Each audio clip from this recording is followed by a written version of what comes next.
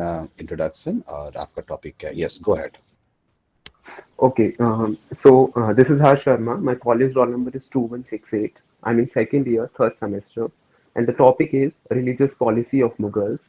And we are going about first relevant sources, second relevant questions from particular topic, third difference between the religious policy of Delhi Sultanate and Mughals, fourth the religious policy of different rulers of Mughal empire from Babur to Aurangzeb, fifth the religions during Mughals. Primary sources: Babarnama by Babur, Humayun's Qanun-e-Humayuni by Khwaban Damir, third Akbarnama by Abul Fazl, fourth Muntakhab-ut-Tariq by Qadir Badauni, fifth Jahangir's Tujuk-e-Jahangiri. Secondary sources: Pen Libraries, Pad Shahnama image illustration, History of Medieval India by Satish Chandra. Contemporary sources: The Last Mughals by William Dalrymple, second Akbar, The Great Empire by Ira Mukhote, third Aurangzeb, The Man and Myth, fourth The Rise and Fall of Great Empire by John Darwin. Relevant questions: First, analyze Akbar's attitude towards religion and religious policy towards 1565. Second, discuss on Ibadat Khana. Third, discuss Jahangir's attitude towards non-Muslim subjects. Fourth, comment on Aurangzeb's regulation regarding Holi and Diwali. Now, the difference between religious policy of Delhi Sultanate and Mughals. So now Delhi Sultanate. Religious policy during the entire period of Sultanate, Islam remained the religion of state. Therefore, the Sultan performed the religious duty along with his political obligations.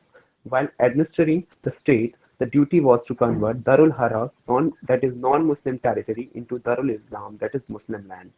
So basically जब दिल्ली सल्तनत की बात करते हैं तो वहां पर हमें हमें देखने को मिलता है कि जो इस्लाम था वो main religion of the state था, मतलब वहाँ कोई सेक्युलरिज्म नहीं था. The ideas of secularism was not there.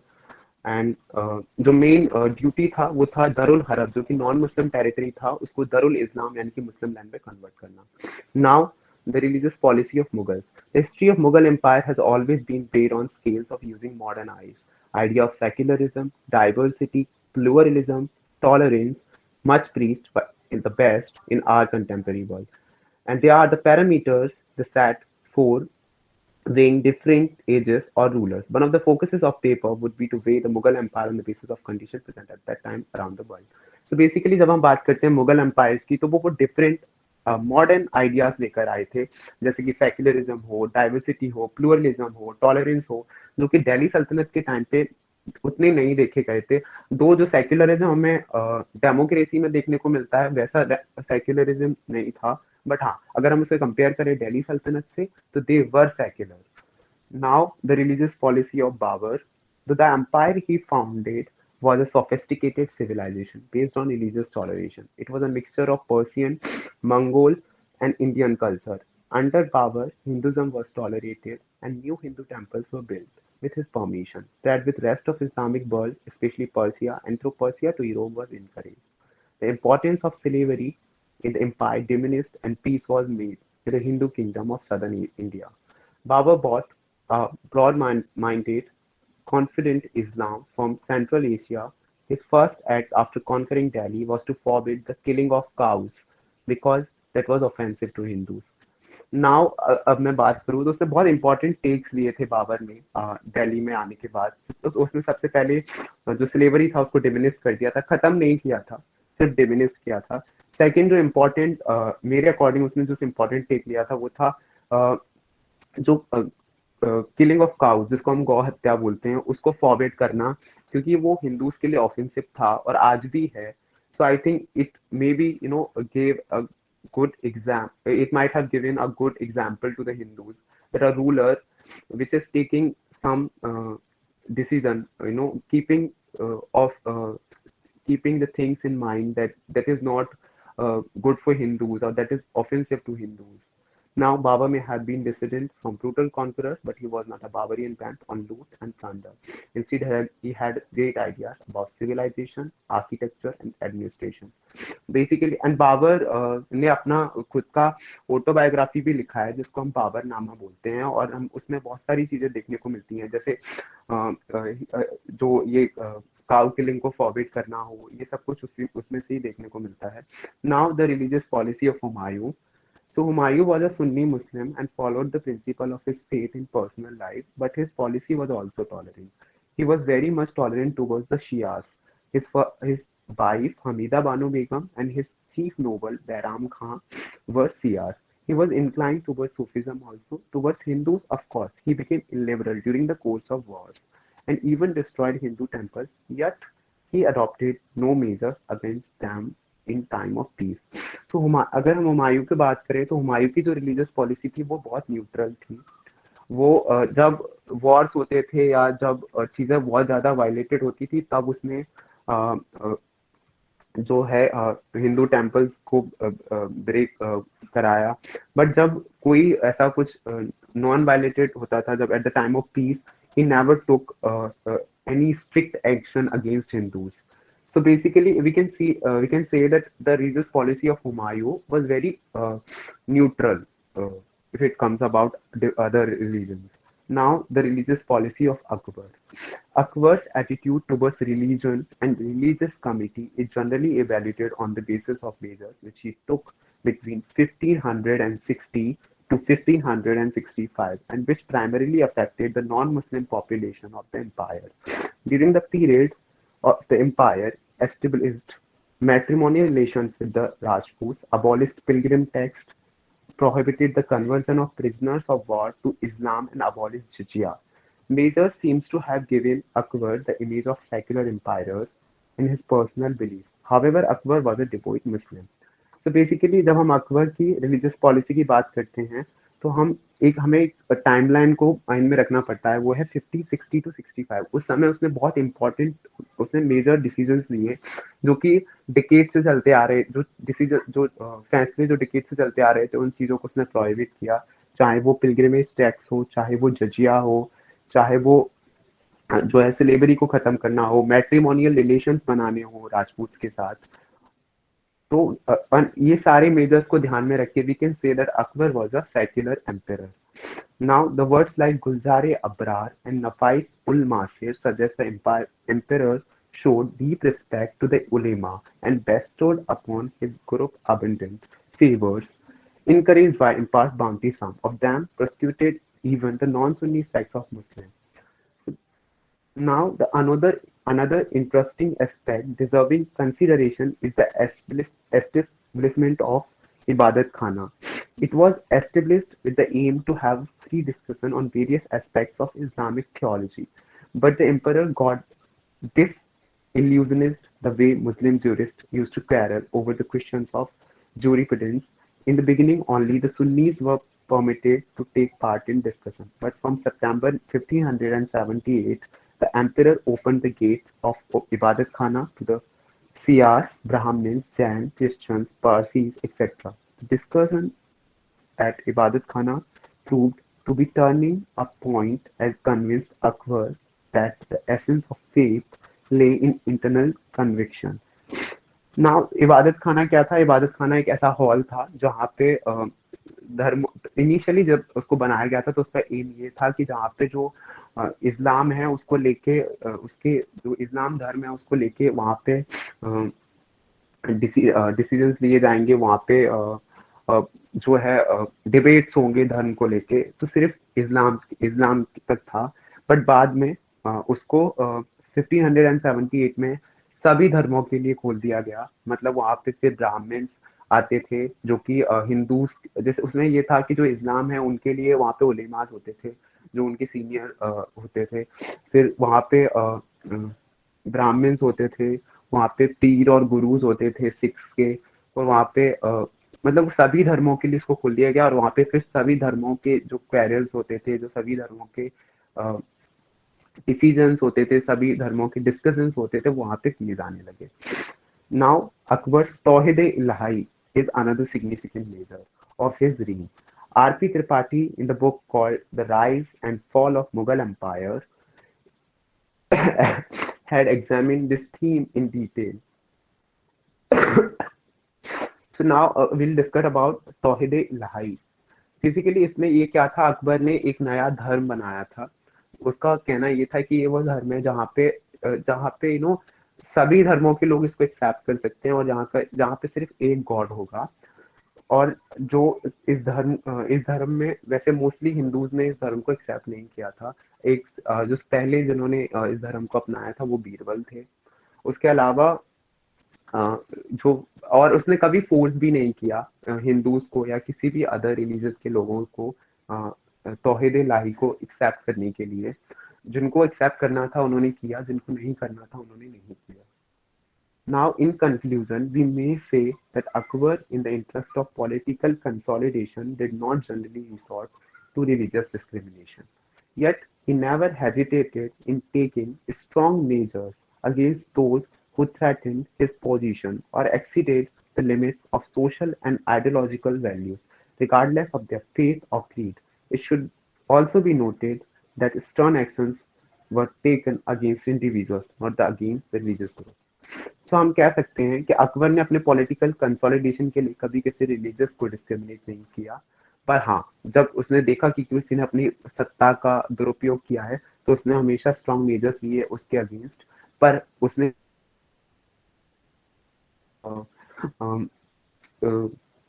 के खिलाफ एक्शन लिया, ना कि किसी धर्म के खिलाफ। Now the religious policy of Jahangir. Jahangir, on the whole, made no departure from his father's illiberal attitude. R.P. Tripathi One says, minute, one minute, Jahangir, 1 minute. Now you take rest. This is not done with the Akbar. Akbar ने इतने साल बिताए religious policy पर, आपने 3 minute में और अकबर की religious policy finish की. This is the discussion class where you discussion in length.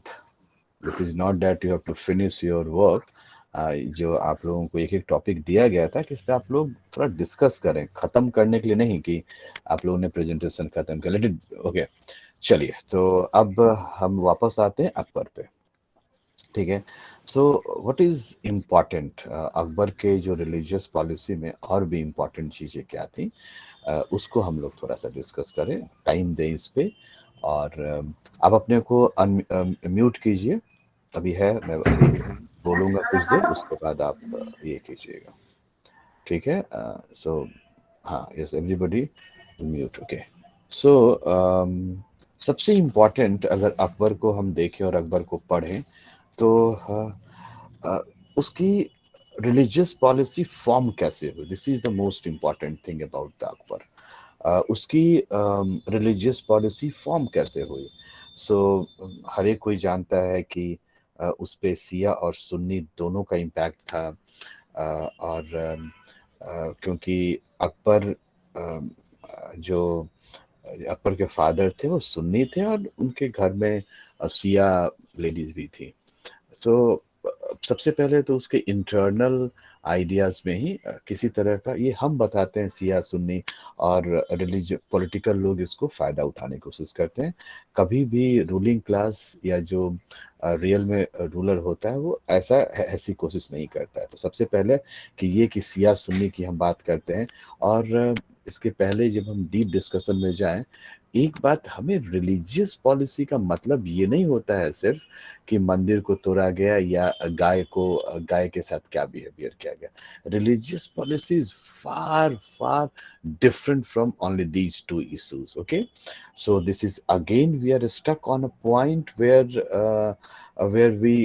we are going to talk about the only these two things, apart from the killing of Hindus. This is the conversion of the Hindus. This is also a religious policy about, suppose that अगर हम गायों को नहीं मारे और इंसानों को उस समय ढेर सारे हिंदुओं की हत्या हुई, तो it is good, with it is wrong. So हमें ये सारी चीजें, religious policy, the bottom line, religious, we are not going to look into the religious policy in only two aspects, कि मंदिर तोड़ा गया और या जो हिंदू का रिलीजियस बिलीव था उसके लिए क्या किया गया. इसके बहुत ऊपर की चीज होती है रिलीजियस पॉलिसी, जिसको थोड़े से समझने की जरूरत है. अब सबसे पहले तो अकबर, और यहाँ पे मैं वो नहीं समझाऊँ कि वो मैंने ऑलरेडी बता दिया आप लोगों को. यहाँ पे बताऊंगा कि अकबर के पास क्या जो उसके क्या इम्पैक्ट था उसके पास। तो सबसे बड़ा इम्पैक्ट था, अगर अकबर के समय आप लोग देखें तो वो सबसे बड़ा इम्पैक्ट किस चीज़ का था कि अकबर के समय उसके पास जेसुइट्स भी थे, उसका क्रिश्चियन से भी कनेक्शन था। सो और उसने राजपूत से भी मेरेजियल टाइज किए थे। तो उसके पास इम्पैक्ट के रूप में डिफरेंट रिलीजन का आइडिया था उसके साथ। ट्रेड के थ्रू वो क्रिश्चियन से, जेसुइट से कनेक्शन में आया था। यानी कि ये सब के बाद अकबर को लगा कि हमें एक ऐसी पॉलिसी मेंटेन करनी चाहिए जो कि को एग्जिस्टेड हो, सही सुनता कि नहीं। तो दूसरा जो इस समय सबसे इम्पोर्टेंट टाइम पीरियड था, उस समय सूफी और भक्ति मूवमेंट का इम्पैक्ट काफ़ी अधिक था हर एक जगह। और आप लोग जानते हैं कि 15 और 16 सेंचुरी में सूफी और भक्ति मूवमेंट ने क्या दिया था, ऑब्वियस रिलीजियस टॉलरेंस को।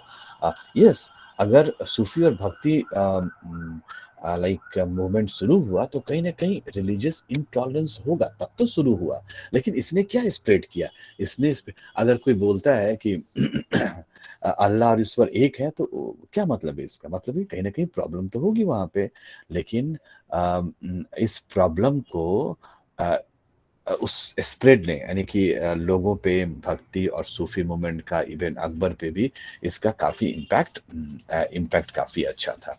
ठीक है। और उसके बाद उसके अबुल फजल, उसका भाई फैजी, और एक और थे शेख मुबारक। इन तीनों का इम्पैक्ट अकबर पे। एक्चुअली क्या होता है, आप किसके साथ किसकी बात सुनते हैं और किसके साथ मैक्सिमम टाइम स्पेंड करते हैं, this is the most important thing about formation of an idea. वो आइडिया एक फॉर्मेशन करने के लिए काफ़ी इम्पॉर्टेंट होता है। तो तो हम देखते हैं कि इस तरह से किया गया। क्यों उस पे फैजी, अबुल फजल, और इन दोनों का पिता था शेख मुबारक। यानी कि इस पे पूरा फैजी फैमिली का इम्पैक्ट काफ़ी अधिक था। ठीक है। और और इसमें अगर हम कुछ देखें तो उसने 64 में जजिया को एबॉलिश किया। 65 में जो कन्वर्जन होता था, जो वॉर प्रिजनर्स होते थे, उनको फोर्सफुली कन्वर्जन किया जाता था, वो उसने कन्वर्जन बंद। देखो, हमें वॉर को एक अलग फुटेज से समझना होगा। War, that means if you lost that battleground, you are subjugate to the others। अब अदर, और that was the रूल, वो रूल था। जैसे अब मर्डर करोगे आज तो जेल जाओगे। जो भी प्रॉब्लम होगी अकॉर्डिंग टू द लॉ। उस समय था जो वही था कि अगर आप वॉर कर रहे हैं, अगर वॉर प्रिजनर्स हैं, तो they were your slaves. Now it's up to you what you are going to do with them. So that was the practice, the medieval practice वो था। ठीक है ना। वो मिडिवल प्रैक्टिस था, तो मिडिवल प्रैक्टिस में, लेकिन फिर भी कन्वर्जन उसने, फोर्सफुली कन्वर्जन वॉर प्रिजनर्स का बंद करा दिया। तो ये सारी चीजों थे। और यही उसके एक जो सुलह कुल नीति थी, जिसके बारे में हमने डिस्कस ही नहीं किया यहाँ पे। सुलह कुल जो नीति थी, पॉलिसी थी, वो ये सारा आइडियाज है वो इसमें आया। यानी कि equal respect to each and every religion, this is the basis of the sulh kul। So Akbar was following that policy of sulh kul। ठीक है ना। और उसके बाद इबादत खाना की बात हुई। लेकिन इबादत खाना को 1578 तक तो काफ़ी अच्छा चला रहा, वो चला। लेकिन उसके बाद Akbar was not convinced with all those ideas। Why? Because everyone, whether it's a Jainis, whether it is a Brahmins, Islam, वो अपने रिलीजन को सुपीरियर बनाने में लगे हुए थे। और ये नहीं कि respect the other, no, my religion was is superior. So ये जो एटीट्यूड था, इसलिए अकबर ने मजहर नाम, जो इबादत खाना है, उसको बंद करा दिया था। एक समय ऐसा आया था कि अकबर ने इबादत खाना, क्योंकि वहाँ पे लड़ाइयाँ होती थी, वहाँ पे आप एक दूसरे के व्यूज को एक्सेप्ट नहीं करोगे। फर्स्टली जब आप दूसरों को एक्सेप्ट करते हो तभी उसके आइडियाज को एक्सेप्ट कर पाओगे. But where every religion, I am the first, I am the best, I am this, I am that, so this वो गोइंग ऑन. सो अकबर ने क्या किया 1578 में क्वेस्ट, और उसी के साथ लेकिन उसी के साथ अकबर ने महजर एक एक लेटर एक तरह होता था, घोषणा पत्र के नाउ आपको क्या क्या करना चाहिए और क्या क्या नहीं करना चाहिए, इसका उसने एक किया, और वो था 1579 में उसने इसको शुरू किया. ठीक है.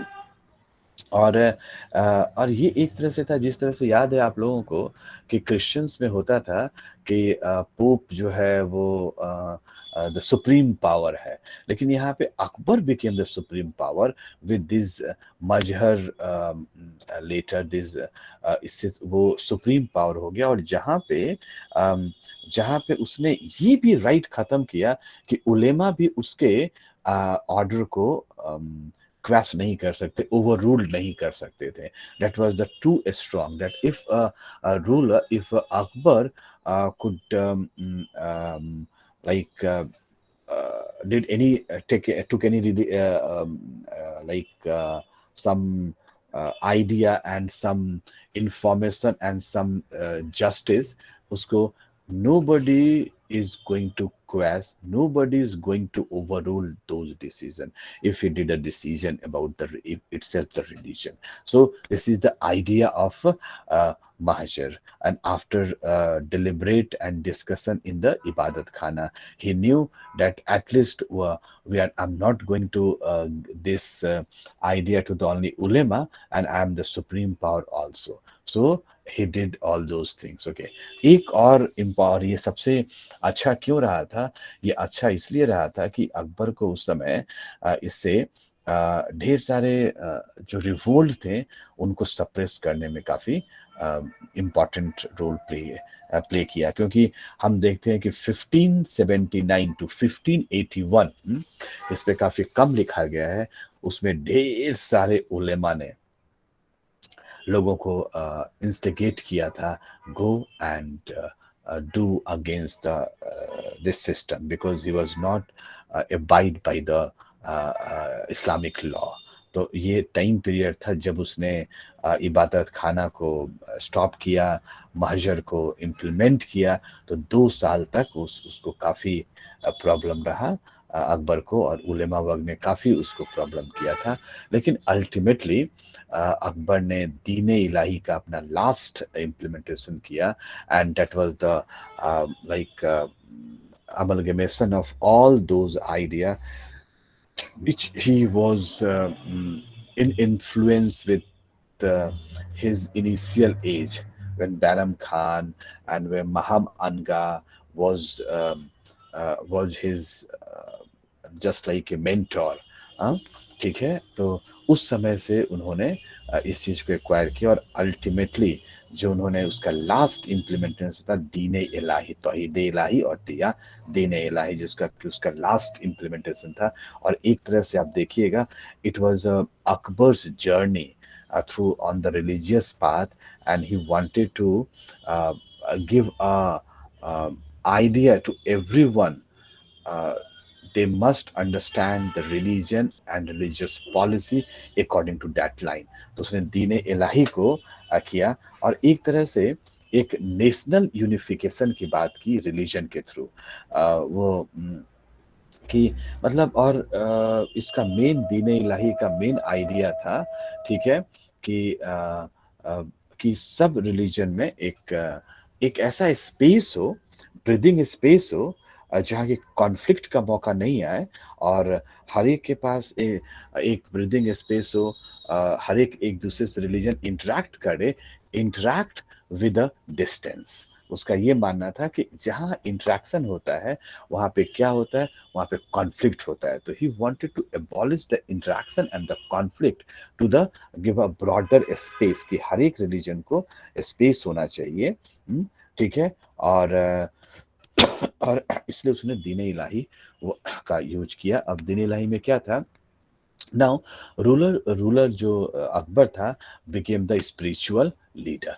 अब उसने क्या किया, उलेमा को हटा के, और उसने खुद की, अगर अकबर को कोई मान रहा है तो आप समझिए कि वो रिलीजन को भी मान रहा है, चाहे कोई भी रिलीजन हो। उसके बाद जो है अ, उसने डिफरेंट जो रिलीजन थे उससे क्या लिया था, कि आपको कि अपने बर्थडे है या फिर एनिवर्सरी है, या फिर उस समय आप लोग आयोजन कीजिए, लोगों को खाना खिलाइए। और ये उसने कहाँ से एक्सेप्ट किया, ये हिंदू रिलीजन से एक्सेप्ट किया उसने, जैन रिलीजन से एक्सेप्ट किया उसने, कि डेथ पे आप लिखा हुआ है कि आप अगर नेचुरल डेथ होता है तो you feel very happy, because कि उसकी आत्मा, जो हमारे फिलॉसफी में लिखी हुई आत्मा मोक्ष को प्राप्त हुई, नाउ वी आर हैप्पी कि उसको इस सांसारिक दुख से मुक्ति मिल गई। तो ये उसने कहाँ से एक्सेप्ट किया, ये उसने हिंदुइज्म से एक्सेप्ट किया था। ठीक है, उसके बाद उसने, अगर अगर आप उसके फॉलो को माने तो strict moral values, you एडहर restrict moral values. ठीक है, और ट्राई टू, यस, और इसमें तौहीद इलाही में भी यही था कि ट्राई टू ईट, और इस पे कोई किसी को नहीं जाता है, वेजिटेरियन। सो और ये कहाँ से लिया था इसने, बुद्धिज्म और जैनिज्म से लिया था, वेजिटेरियनिज्म। उसने, और इसमें है ये, जब जब हम तौहीद इलाही और दीन इलाही की बात करते हैं तो इसमें इम्फेसिस, और ये क्या था, it is not, you are not bounded to accept all these things, it is my idea, if you are going to add her, so you are my follower, other it's okay, you follow the other religion, you follow the other thing। लेकिन हर एक राजा कुछ ना कुछ ऐसी चीज करके ये देखना चाहता है कि लोग उसके कितने फेवर में हैं, फिर वो अगली पॉलिसी अपनाएगा। सो इस पे फिर डिबेट शुरू होता है कि whether it is a new religion, whether it was a political instigated. So अगर कोई रूलर, अगर कोई राजा किसी चीज को इम्प्लीमेंट करता है तो उसका मोटो तो पॉलिटिकल होता ही है। और मोटो क्या होता है कि how to establish their rule on those areas और द सर्टेन फील्ड। ये उसका प्राइमरी गोल होता है, to expand his idea, to consolidate his reign. उसका प्राइमरी, तो अकबर का भी अगर कोई ये बोलो कि अकबर अचानक फिलोसफिकल हो गया था, तो I don't think so. This is the good idea to understand Akbar. That was bad idea to understand Akbar.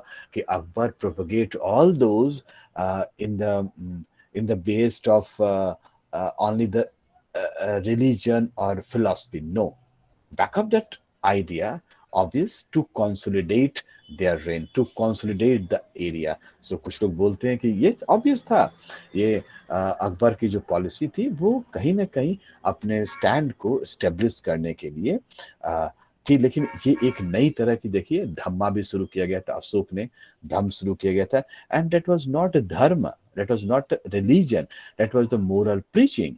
so यहाँ भी वही important था। और आप देखिए जितने भी पंथ हैं, जितने भी आइडियाज हैं, कोई भी आइडियाज लेता है उसमें सबसे स्ट्रॉन्ग हम मोरल प्रीचिंग, भले ही वो गुरु उतना मोरल हो या ना हो, लेकिन उसमें एक एस्पेक्ट मोरल प्रीचिंग का रहता है। तो अकबर के भी यहाँ पे एस्पेक्ट एक मोरल प्रीचिंग का अकबर का था। ठीक है, तो ये सारी चीज थी उसके पास। और उसने कभी फोर्स नहीं किया, और आम लोगों पे छोड़ दिया कि आप इसको फॉलो कर रहे हैं नहीं कर रहे। यानी कि जब अकबर की बात आप लिखेंगे तो अकबर पे किन का इम्पैक्ट था, महामनगा का, अबुल फैजल का, फिर उसके फादर का, फैजी का, उसके फादर का, अमीर खुसरो का, इनका इम्पैक्ट था अकबर पे। ठीक है, तो ये इम्पैक्ट था। उसके बाद आप उसके फेजेस को दिखाएंगे कि उसका जो फेज था 1560 से 1556 से 1560 में क्या फेज था। तीन फेज को उसके पॉलिसीज को डिराइव करेंगे। और उसके बाद मेजर इम्प्लीमेंटेशंस, तो पहला उसने मेजर किया मजहरनामा। ठीक है, इबादत खाना। उसके पहले सुलह कुल, he try to fix out, और he try to give a policy known as सुलह कुल, सभी कुल में सुलह। और उसके बाद उसने, अगर आप देखिए तो इबादत खाना को इस्टेब्लिश कराया, महजर को उसने किया, और अल्टीमेटली तौहीद इलाही और दीन इलाही को इस्टेब्लिश किया। और उसके बाद उसने इंडिया को अच्छे से रूल किया। तो ये अकबर की पॉलिसी है। और उसके बाद हिस्टोरियन का क्या व्यू है अकबर के बारे में, ये हमें लिखना होता है। तो अकबर को सिर्फ स्लाइड पे 2 स्लाइड बोल देने से अकबर की रिलीजियस पॉलिसी खत्म नहीं हो जाती है। I am every sympathy to you people कि आप लोगों को लगता है कि स्लाइड बना लिया एक बहुत बड़ी काम हो गई, लेकिन this is the very 10% of your work. सबसे इम्पोर्टेंट होता है कि आप कैसे उसको क्लास में आप उसको इम्प्लीमेंट कर पाए। यस, तो मिस्टर हर्ट्स गो अहेड। हर्ष, Yes, sir. हाँ चलिए गो अहेड। जहांगीर से शुरू कीजिए।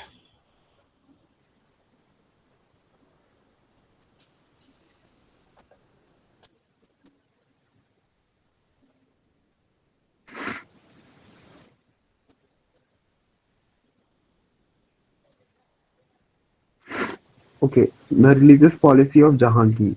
Jahangir, on whole, made no departure from his father's liberal attitude. R.P. Tripathi says that Jahangir was more orthodox than his father and less than his son Khurram. It is alleged that he took harsh steps against the Sikhs, Jains and Sunnis.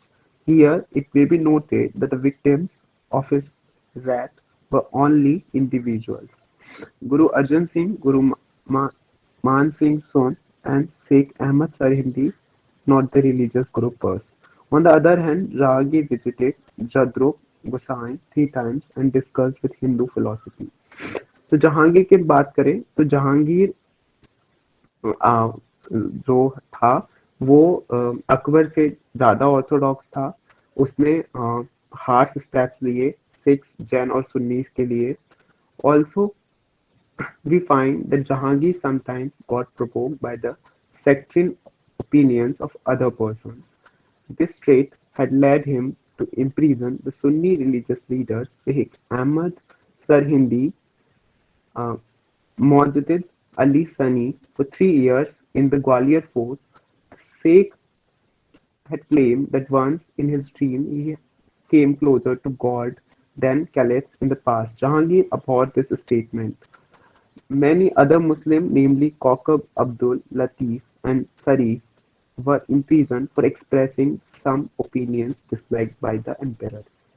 It is noteworthy that the percentage of Hindu Mansabdars did not decrease during Jahangir's reign. He never launched a policy of destruction of Hindu places of worship. He also did not reimpose jizya and nor believed in forcefully conversion to Islam. हाँ, जहांगीर जो था उसने harsh steps लिए six जैनिज and सुन्नीस के लिए।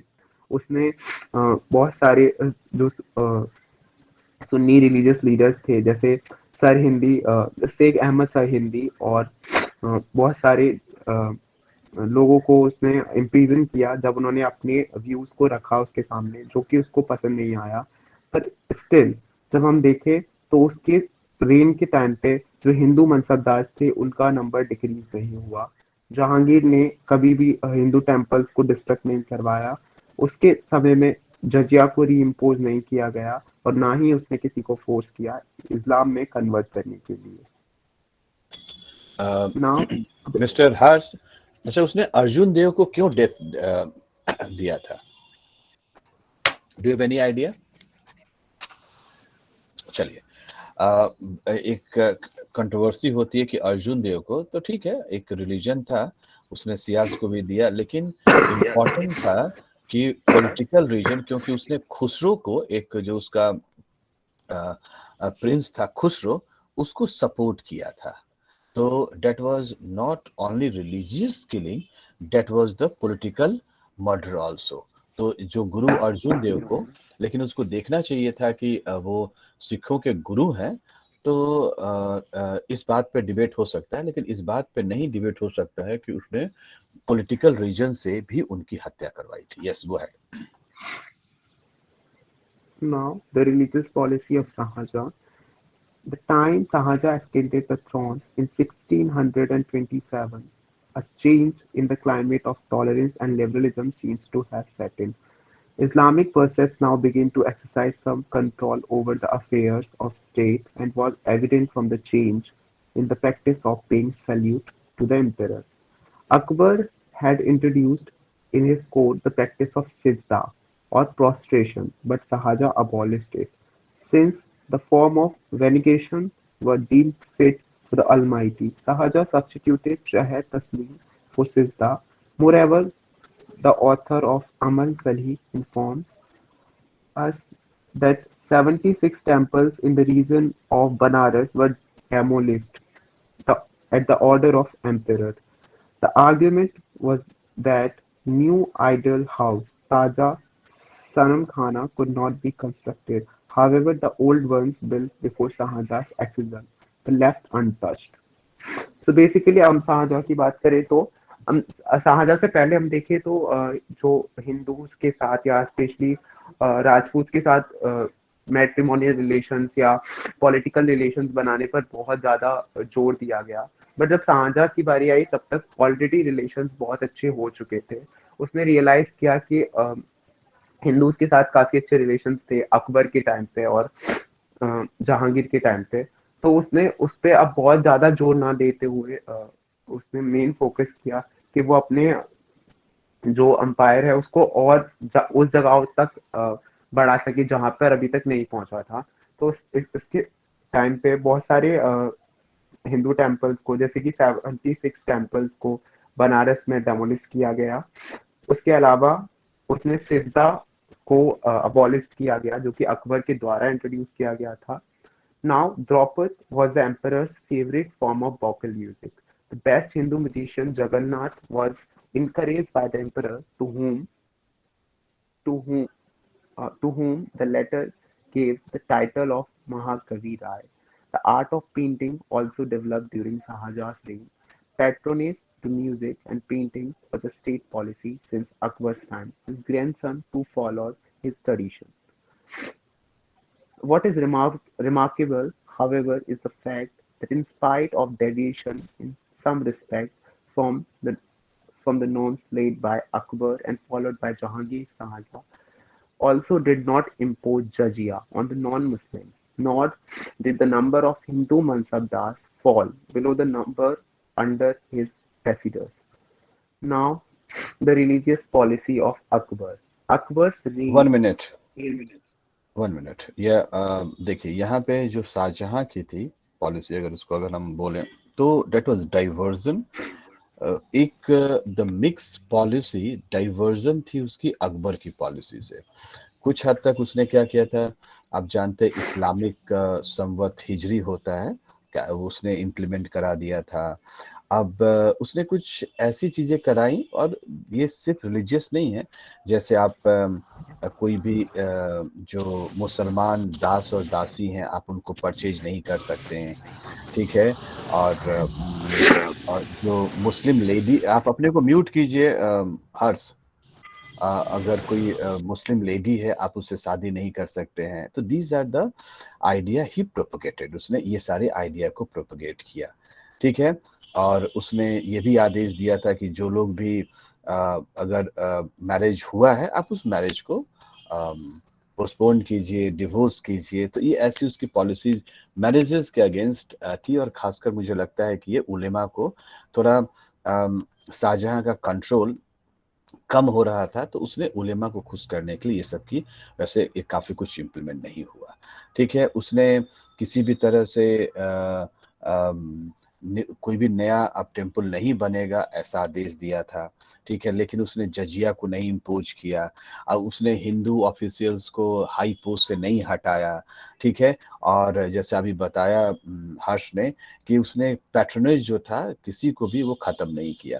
सो I think that was the mixed policy of Shahjahan. If you're talking religious policy, if you're talking about the only Hindus, अगर हम Hindus की बात करें तो उसका जो पॉलिसी था मिक्स था। वो चाहता था कि बैलेंस बना रहे उलेमा और रियाया के बीच में, यानी कि उसके लोगों के बीच में। यस आयुष, गो अहेड, आप कुछ बोल रहे थे। सर मैं अर्जन देव का वो पूछना चाह रहा था कि वो कैसे उनका डेथ हुआ था, एग्जैक्टली क्यों हुआ था।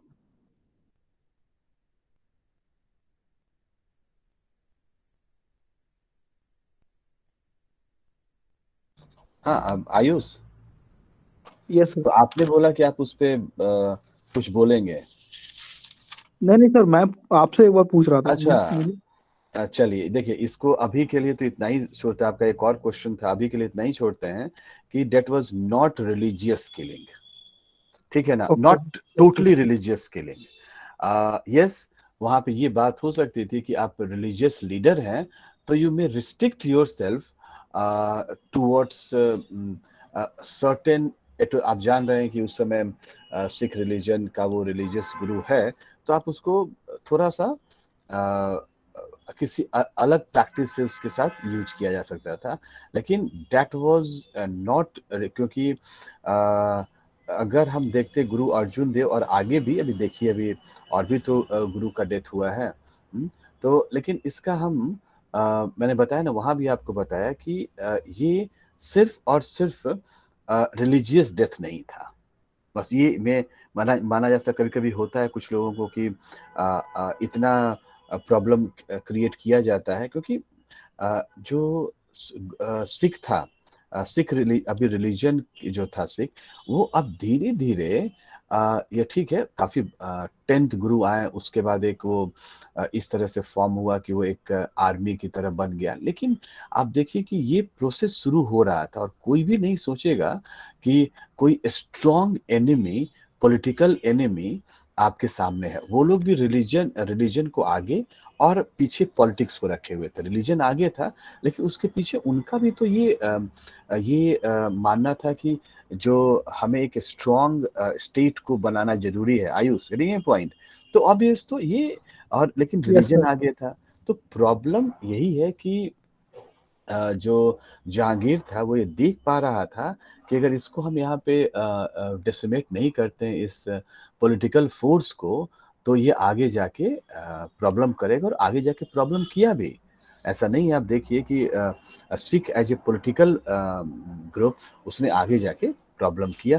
और ये सारी बातें मैं आज के सरकमस्टांसेस को देखते हुए नहीं बोल रहा हूँ, हमें अपने को मिडिवल इंडिया में रखना होगा, तब हम उसको देख सकते हैं, ठीक है। लेकिन वो आप कितना भी पढ़िए, कितने भी एक्सप्लेनेशन उसको करेंगे, तो कहीं ना कहीं जो खुसरो वाला आइडिया है ना, वो आपको दिखेगा कि खुसरो का जो था, उसको एक, जैसे अब फर्स्ट वर्ल्ड वार हुआ तो उसके पीछे भी ढेर सारे रीजन थे, लेकिन कॉन्टेम्प्रेरी रीजन तो एक ही था ना, एक ही बना कॉन्टेम्प्रेरी रीजन। तो जो खुसरो का उसको शेल्टर दिया, वो उसका बना कॉन्टेम्प्रेरी रीजन। और लड़ाइयाँ तो पहले से भी चली आ रही थी।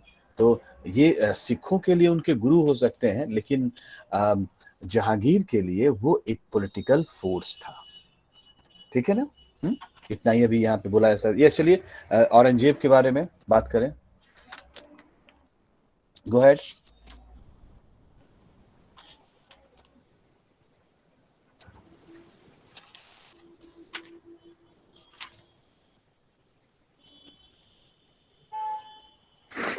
The religious policy of Aurangzeb. Aurangzeb's reign is हाँ, shrouded in yes yes yes yes, go ahead, go ahead, go ahead. Aurangzeb's reign is Aurangzeb's reign is shrouded in controversy. The opinion of scholars is sharply divided, especially on matters pertaining to religion. There are essentially three main categories of scholars: A. Jadunath Sarkar, S.R. Sharma, and A. L. Srivastav find Aurangzeb guilty of religious bigotry and persecution. B. Sibli Nomani, Jaharuddin Farooqi, and Ishtiaq Hussain Qureshi justify most of Aurangzeb's action as political expedients. Satish Chandra and M. Arthur Ali attempt a neutral analysis of Aurangzeb's act without getting embroiled into the against controversy. So basically जब हम Aurangzeb last की बात slide, करते हैं, last, yes yes yes, इसी slide पे अभी रहिए। द बेस्ट हाँ, part of whole presentation is this. अगर हम औरंगजेब को पढ़ना है और आप चाहते हैं कि कोई कंट्रोवर्सी नहीं हो हिस्ट्री पढ़ते हुए, तो आप इन 3 व्यूज को आप वहां पे प्रोपगेट करेंगे। नया व्यूज भी है, और आप नया मतलब इसी में एम्पलीफाई हो गया है। जो लोगों ने नया काम किया है वो इसी को आगे बढ़ाते रहते हैं। लेकिन आप जब औरंगजेब के पॉलिसीज को चाहते हैं कि औरंगजेब के पॉलिसी को हम एग्जामिनेशन में लिखें, तो आपको शुरुआत ऐसे करना पड़ेगा. Yes, go ahead. Now we shall discuss these measures in a sequence and on their basis make an overall assessment of Aurangzeb with regard of his religious affairs. First, Aurangzeb forbade the Kalima, Islamic confession of faith, from being stamped on his coins lest the holy words might be desecrated underfoot or defiled by non-believers. Second, Nowruz, the New Year day of the Zoroastrian calendar celebration going on since his predecessor's time, were abolished. Third, old mosques, etc., neglected earlier, were ordered to be repaired, and imams and muezzins, etc., were appointed on a regular salary. Fourth, censor of morals, that is Muhtasib, was appointed to enforce the Prophet's law and put down the practice forbidden him, such as drinking spirits, use of bhang, gambling, and commercial sex. Fifth, the ceremony of weighing the emperor against gold and silver on his two birthdays, that is, according to the lunar and solar calendars, was stopped. तो basically उसने बहुत important 5 takes लिए थे. पहला take ये था जो कलिमा था उसको फॉरबिड किया, जिसमें ये था कि जो होली वर्ड्स थे जिसको कॉइन्स पे छापा जाता था उसको फॉरबिड किया, क्योंकि पैरों के नीचे आ सकते हैं या जो लोग जो नॉन बिलीवर्स हैं वो उसको डिसरिगार्ड कर सकते हैं. लेकिन Nowruz, the new year day celebration Georgian calendar के अकॉर्डिंग होना था, उसको अबॉलिश किया. जो पुराने मॉस्क एक्सेट्रा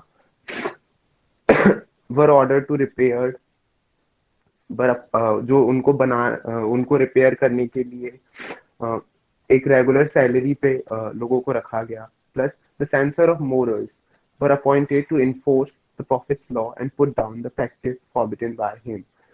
जैसे कि जो ड्रिंकिंग स्पिरिट्स थे या भांग था, जो गैम्बलिंग था, उन सबको according to the prophet's law, यानी कि जो मुस्लिम लॉ है उसके हिसाब से ये सबको धर्म के खिलाफ माना जाता है, तो बेसिकली उसको बंद करना. And now the first 5 measures reflect Aurangzeb's Islamic concern and his zeal for social reforms as well. None of these could be called anti-Hindu. Basically अगर हम पांचों टेक देखा जाए तो उसमें ऐसा उसने कोई भी वो नहीं लिया था मेजर टेक जो एंटी हिंदू हम कह सकते हैं, अभी तक तो नहीं कह सकते. The same is truth the seventh and eight only.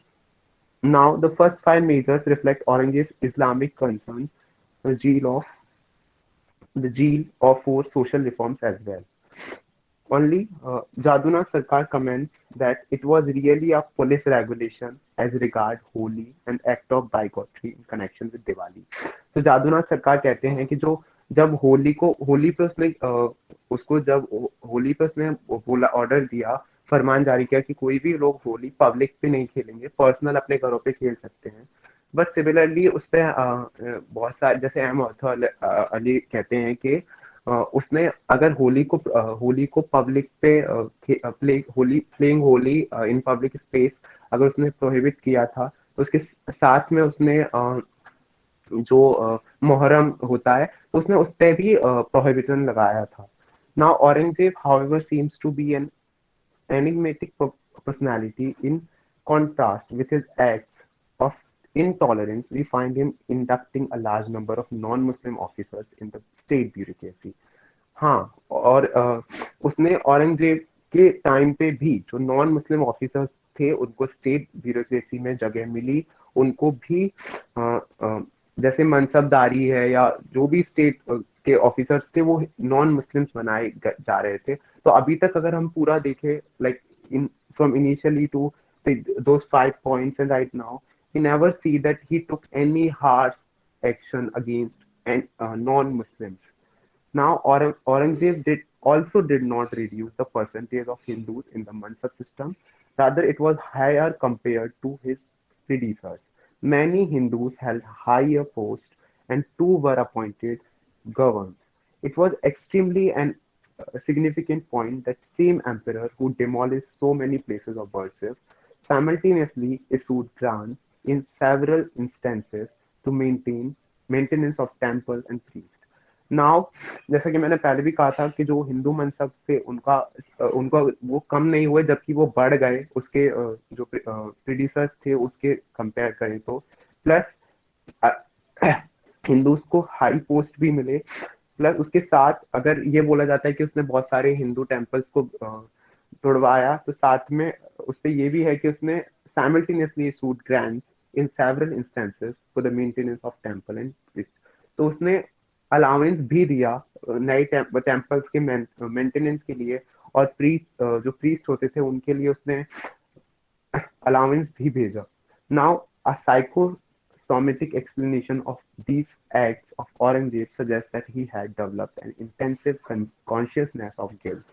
He was the person who had killed his brother and imprisoned his old father, something that never happened in Mughal history from Babur to Shahjahan. Last act even violated a Tur-e-Chagbatai by ascending the throne while his reigning father was alive. Such a person was sooner or later bound to be overtaken by unprecedented remorse, penitence, and contrite. His action possibly emanated from the feeling, and he took shelter in the Islamic shell in this respect of his acts, but ultimately the consciousness of his individual decision. So basically उसने बहुत सारे hard sections लिए इन अपनी उसके, अगर हम उसके उसने जो है तुरे चकबाई को वायलेट किया, उसका उसके फादर अलाइव था तब उसने he extended the throne while his father was alive and still और कुछ लोग जैसे बहुत सारे स्कॉलर्स के डिफरेंट डिफरेंट व्यूज हैं, जैसे हमने इनिशियली भी डिस्कस किया। अगर मैं बात करूँ तो जैसे इसमें 3 कैटेगरीज में हैं। एक वो जो उसको टोटली अपोज करते हैं, ओवर एग्जैजरेटेड करके लिखते हैं कि उसके वो हिंदू एंटी हिंदू था, वो सारे उसके मेजर्स जो होते थे वो एंटी हिंदू होते थे।